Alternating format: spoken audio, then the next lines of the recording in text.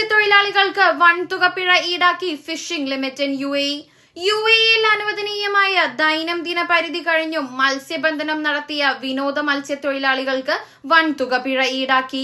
50,000 ദിർഹം പിഴ ചുമത്തിയതായി അബുദാബി പരിസ്ഥിതി ഏജൻസി അറിയിച്ചു.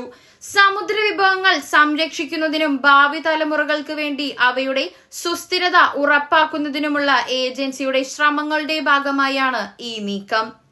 ഇവിടുത്തെ മത്സ്യബന്ധനം ഒരു സാമ്പത്തിക പ്രവർത്തനം മാത്രമല്ല, പലരും വിനോദത്തിനായി പങ്കെടുക്കുന്ന ഒന്നുകൂടിയാണ്. പ്രദേശത്തിന്റെ സമുദ്ര വൈവിധ്യം സംരക്ഷിക്കുന്നതിന് യുഎഇ നിയമങ്ങൾ നടപ്പിലാക്കിയിട്ടുണ്ട്. മത്സ്യബന്ധനത്തിന് നിർദ്ദിഷ്ട സീസണുകൾ രാജ്യത്തുണ്ട്. അതുപോലെ തന്നെ മത്സ്യബന്ധനം നിയന്ത്രിക്കുന്നതിനുള്ള നിയന്ത്രണങ്ങളും.